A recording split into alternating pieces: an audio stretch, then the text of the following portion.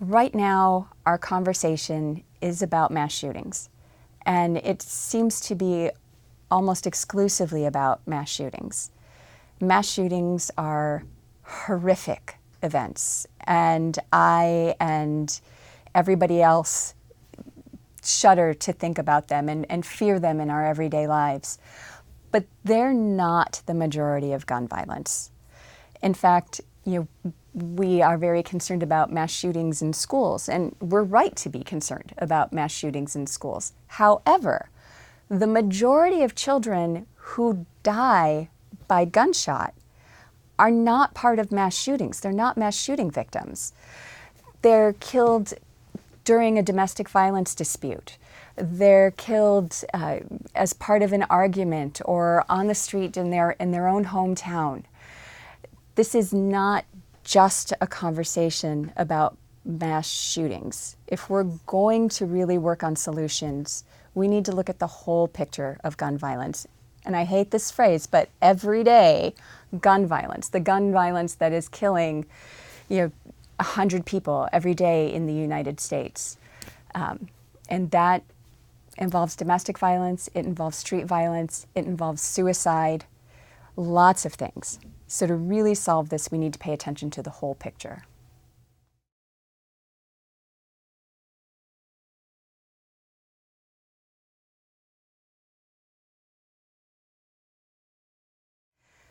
There are some communities that are making sure that people who are prohibited from having guns, in other words, for those it is now illegal to have guns, they're making sure that those people get rid of the guns they already have. In some communities, in relation to domestic violence restraining orders, for example, when somebody is prohibited from having a gun, a judge will tell them they have to relinquish their gun. They have to relinquish the gun within 24 to 72 hours. And they'll make sure that when police officers go to serve that restraining order, that they ask for those weapons, they ask for those guns, or they'll tell the person where to turn them in at the local sheriff's office, and they'll make sure that that happens. We have some communities that are seeing quite a bit of success with those efforts, and importantly, they're not seeing an increase in violence to the law enforcement officers who are trying to get those guns. So when I mentioned that, some jurisdictions are doing firearm relinquishment for people who are prohibited from having a gun, I just want to be clear that we're talking about people who it is now illegal to have a gun. And under domestic violence restraining orders, that time when you can't have a gun is only for the time that the domestic violence restraining order exists. When that restraining order is lifted, the firearm prohibition goes away, and you can get your gun back. If the gun was relinquished to law enforcement, you can go to law enforcement and have them give you your gun back. This is not a lifetime ban. So people who are worried about their ability to hunt or defend themselves in the future, first off, most of those people probably are not going to find themselves in a position where they are prohibited from having a gun. Those are legal gun owners who are not bad people in committing crimes. And secondly, if someone does find themselves in that situation, that prohibition is time limited for that domestic violence restraining order time.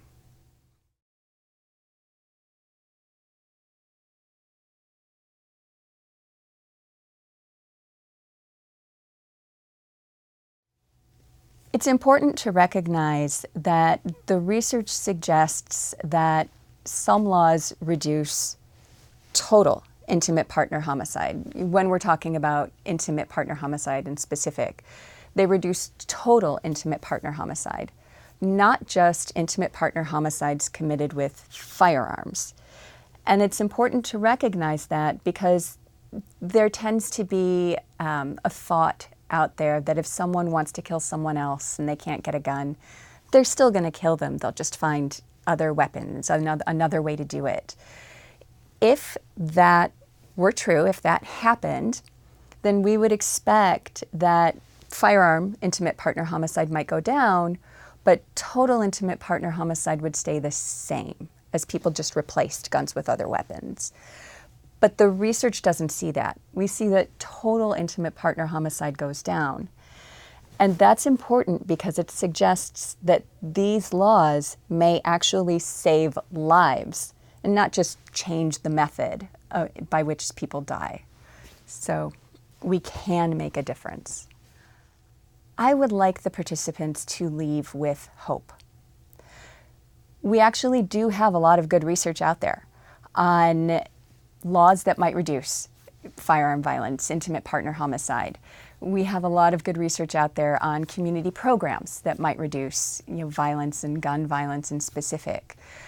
We have a lot of people working on these problems every single day, and legislatures are starting to pay more attention to the evidence-based laws and are starting to pass those laws even more, and have been passing those laws all along.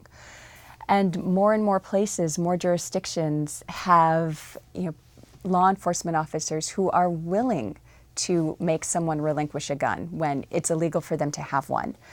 More and more places are putting in place community programs to reduce gun violence.